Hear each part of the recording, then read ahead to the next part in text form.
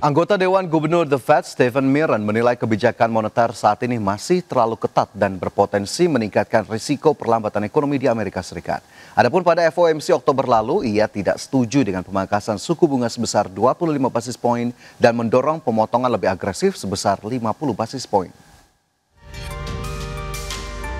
Anggota Dewan Gubernur The Fed, Stephen Miran, mengatakan bahwa terlalu beresiko jika kebijakan moneter terlalu banyak mempertimbangkan kekuatan pasar saham dan kredit korporasi.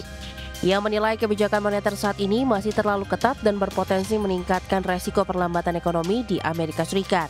Miran menjelaskan hal tersebut menjadi alasan dibalik dissenting opinionnya dalam keputusan rapat The Fed Oktober lalu. Saat ini ia tidak setuju dengan pemangkasan suku bunga sebesar 25 basis poin dan justru mendorong pemotongan lebih agresif sebesar 50 basis poin. Menurutnya, kenaikan harga saham, penyempitan spread kredit korporasi, dan likuiditas tinggi di pasar modal tidak serta-merta menunjukkan kebijakan moneter sudah longgar. Apalagi ketika sektor-sektor sensitif terhadap suku bunga seperti perumahan masih melemah dan pasar kredit swasta menunjukkan tanda tekanan. Pernyataan Miran mencerminkan perbedaan pandangan tajam di internal The Fed mengenai arah kebijakan moneter pasca keputusan kontroversial Oktober lalu. Rapat kebijakan yang berakhir dengan keputusan menurunkan suku bunga acuan sebesar 25 basis poin tersebut menghasilkan suara 10-2, di mana dua anggota memilih arah berbeda. Satu mendukung pengetatan, satu lagi menginginkan pelonggaran lebih besar. Ketua The Fed, Jerome Powell, bahkan mengakui bahwa terdapat perbedaan pandangan yang sangat kuat tentang langkah selanjutnya, sambil menegaskan bahwa pemangkasan suku bunga lanjutan pada pertemuan Desember mendatang bukanlah hal yang pasti. Berbagai sumber, IDX Channel. Dari komoditas, pemirsa, harga minyak mentah bergerak stabil pada perdagangan Senin di tengah keseimbangan antara keputusan OPEC Plus menaikkan produksi pada Desember dengan rencana penundaan kenaikan pasokan pada kuartal pertama 2026 serta kekhawatiran terhadap potensi kelebihan pasokan global dan lemahnya data manufaktur di Asia. Minyak mentah berjangka Brent ditutup naik 0,2% menjadi $64,89 per barel, sedangkan minyak mentah berjangka West Texas Intermediate meningkat 0,1% ke posisi $61,05 Amerika per barel. OPEC Plus sepakat pada Minggu untuk menambah produksi sebesar 137.000 barel per hari mulai Desember, namun kelompok tersebut juga memutuskan untuk menunda kenaikan pasokan lebih lanjut pada kuartal pertama tahun depan. Adapun Morgan Stanley menaikkan proyeksi harga Brent untuk paruh pertama 2026 menjadi $60 Amerika per barel dari sebelumnya $57,5 dengan alasan keputusan OPEC Plus untuk menunda kenaikan kuota produksi dan sanksi baru Amerika serta Uni Eropa terhadap aset minyak Rusia. Dan berikutnya, pemirsa, dari bursa global, di mana bursa ekuitas Wall Street berakhir variatif pada perdagangan Senin dengan indeks S&P 500 dan Nasdaq menghijau, ditopang sentimen positif dari sejumlah kesepakatan besar di sektor kecerdasan buatan atau AI. Namun arah kebijakan moneter jangka pendek The Fed masih kabur akibat terbatasnya rilis data ekonomi resmi Amerika Serikat akibat penutupan pemerintahan. Dan kita lihat lebih lengkap di mana pada penutupan perdagangan Senin, pemirsa, indeks S&P 500 naik 0,17% ke level 6.851. Indeks Nasdaq Composite menguat 0,46% ke posisi 23.834. Sedangkan indeks Dow Jones Industrial Average ditutup turun 0,48% menjadi 47.336. Sementara itu dari Eropa, pemirsa, bursa ekuitas Eropa menguat tipis seiring investor mencerna laporan keuangan terbaru sejumlah perusahaan. Sementara saham otomotif melesat di tengah optimisme bahwa pabrik Nexperia di China akan kembali melanjutkan pengiriman produk. Indeks Stoxx 600 naik 0,07% ke level 572,28. Indeks DAX Jerman menguat 0,73% menjadi 24.132, sedangkan FTSE 100 Inggris melemah 0,16% ke posisi 9.700. Terima kasih Anda masih bersama kami di Market Buzz. Pemirsa, kita ke informasi berikutnya datang dari emiten. PT Indo Tambang Raya Mega Tbk merancang pembelian kembali saham atau buyback senilai 2,49 triliun rupiah. Ya, rencana buyback ini telah disetujui oleh RUPSLB yang digelar pada Senin 3 November 2025. Buyback akan dilakukan melalui bursa efek baik secara bertahap maupun sekaligus dan diselesaikan paling lambat 12 bulan dari tanggal RUPSLB. Menurut manajemen, terdapat 3 pertimbangan perseroan untuk melakukan buyback.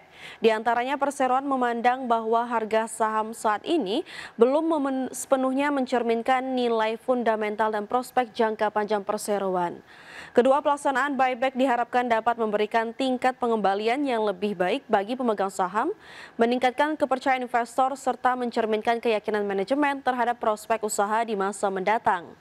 Ketiga, pelaksanaan buyback juga diharapkan dapat mendukung stabilitas harga saham perseroan. Pemirsa, PT Medco Energi Internasional Tbk melaporkan realisasi belanja modal sepanjang Januari hingga September 2025 mencapai 297 juta dolar Amerika. Ya, realisasi belanja modal tersebut setara dengan 69% dari total alokasi belanja modal tahun 2025 sebesar 430 juta dolar Amerika.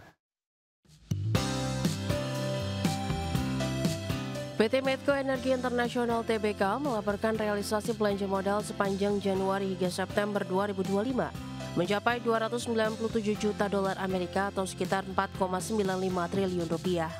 Manajemen Medco Energi menyampaikan belanja modal tersebut digunakan untuk proyek pengeboran di Oman Blok 60, Sotatunasi Blok B dan Koridor, serta penyelesaian ijen geotermal fase 1 dan East Bali Solar PV. Realisasi belanja modal tersebut setara dengan 69% dari total alokasi belanja modal Medco pada tahun ini, sebesar 430 juta dolar Amerika yang dialokasikan untuk lini bisnis minyak dan gas sebesar 400 juta dolar dan lini bisnis ketenaga listrikan senilai 30 juta dolar Amerika. Untuk lini bisnis ketenaga listrikan, Medco sudah menghabiskan belanja modal 21 juta dolar sepanjang Januari hingga September 2025. Dana tersebut digunakan Medco Energi untuk menyelesaikan proyek energi baru terbarukan ijen geotermal 35 MW pada kuartal 1 2025 dan East Bali Polar PV 25 MW puncak pada kuartal 2 2025. Kedua proyek ini akan mendorong total penjualan listrik menjadi 4.300 GWh pada 2025. Berbagai sumber, IDEX Channel. Selanjutnya, pemirsa, PT Pabrik Kertas Ciwi Kimia Tbk atau Tekim mencatatkan kenaikan laba bersih signifikan hingga kuartal 3 2025. Ya, meski penjualan turun, laba bersih Tekim melonjak 107%, maksud kami 107,72% year on year menjadi 213,22 juta dolar Amerika Serikat. PT Pabrik Kertas Ciwi Kimia Tbk atau TKIM mencatatkan kenaikan laba bersih signifikan hingga kuartal 3 2025. Meski penjualan turun, laba bersih TKIM melonjak 107,72% year on year menjadi 213,22 juta dolar Amerika Serikat. Lonjakan laba ini didorong kenaikan bagian laba dari entitas asosiasi serta keuntungan selisih kurs. Pendapatan TKIM turun 2,68% secara tahunan menjadi 738,93 juta dolar Amerika. Namun perusahaan berhasil menekan beban pokok dan mengantongi keuntungan selisih kurs hingga 16,21 juta dolar.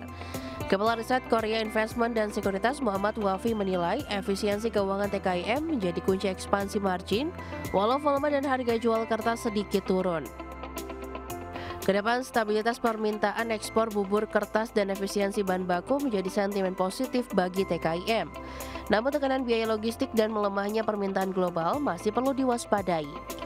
Wafi memperkirakan laba TKIM tahun ini masih solid, tumbuh sekitar 60 hingga 70% year on year. Dengan valuasi yang masih murah, saham TKIM direkomendasikan beli dengan target harga Rp8.300 per saham. Berbagai sumber, IDEX Channel.